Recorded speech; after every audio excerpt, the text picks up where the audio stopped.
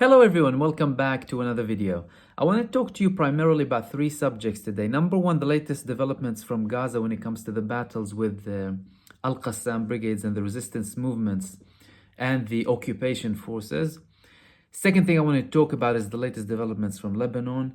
And thirdly, worrying reports from Israel and the IDF investigating mass thefts from the army by Israeli soldiers, selling these weapons to potentially sides that are very hostile to Israel. I'm going to begin with Gaza. So we've had missile launches by Saraya al-Quds, which is the armed wing of the PIJ, on multiple Israeli settlements.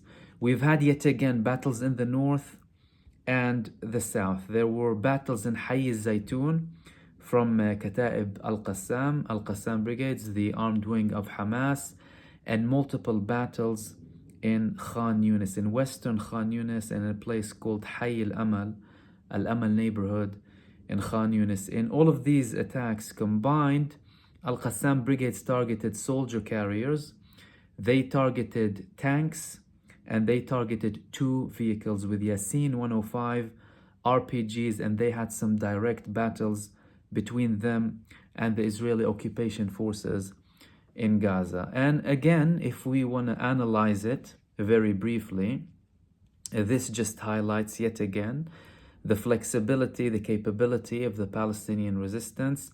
The fact that all of this talk about the dismantling of the Hamas brigades, particularly by Israeli leadership, is not substantiated. We haven't seen significant reduction when it comes to activities on the ground. Bear in mind, sometimes even in the previous months, the resistance used to delay publishing certain videos and images of them fighting the Israeli occupation forces in Gaza. However, they're still publishing regularly, even if it was at a lower tone. For example, last week, particularly from Al-Qassam brigades, but we still had a lot of activity from the other resistance groups. However, Al-Qassam brigades are now publishing more and more videos. Again, that could be for security purposes, because Abu Ubaidah, in his last statement, he did say that they do delay lots of these images and videos due to security reasons and complications on the ground, as he described them. Back to Lebanon.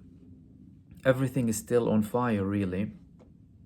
Israel yet committed another massacre in Al-Nabatiyya. They killed 4 civilians.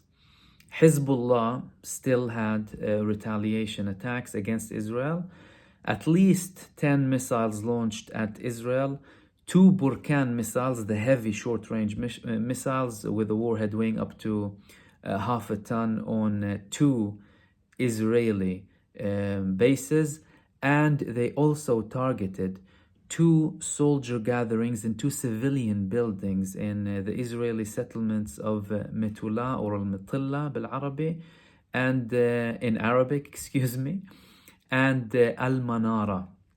So the Lebanese front is still very much active. It isn't backing down, but the attacks that we've seen from Hezbollah yet do not signal that they are going beyond what they have previously. So if there is some sort of retaliation against the deeper attacks of Israel within Lebanon, or the increased massacres against civilians, the level of response that Hezbollah had so far did not really exceed what they've done previously. That could be calculated.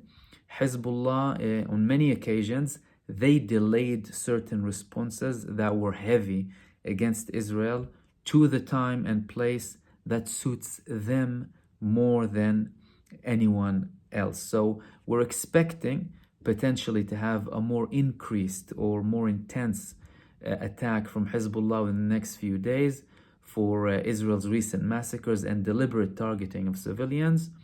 But we will obviously keep monitoring, and I will keep you updated regarding this. Another important development was in Israel. So the Israeli Broadcasting Authority, they published a worrying trend for the IDF.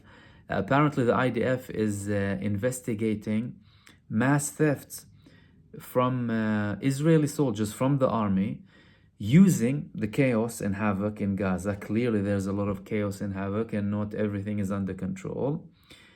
And these weapons are being sold to criminal groups inside of Israel and hostile entities in the West Bank and in East Jerusalem. It includes anti-personnel weapons, grenades, bombs, ammunitions, bullets, and many other things that were being stolen from the IDF in Gaza. And the IDF is very worried about it, especially because there are many soldiers not reporting any of these things when they go back or finish participating in the war in Gaza. Another very important development we've had is yet another ballistic missile, at least one ballistic missile on Rashrash or Eilat in southern Israel from Ansarullah, the Houthi movement.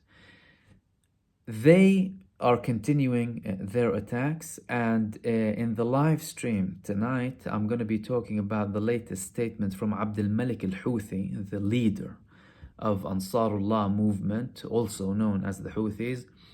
And I will also be commenting on Yahya Sari's statement, who is the military spokesperson for the Houthi movement, alongside a latest development from China deploying Fleet 46 in the Red Sea. So join me for the live stream at 9:30.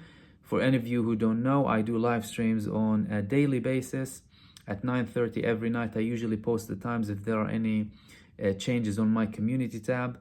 Members and subscribers can join in, participate, and ask questions again. And I will hopefully see you soon in the next video. Take care.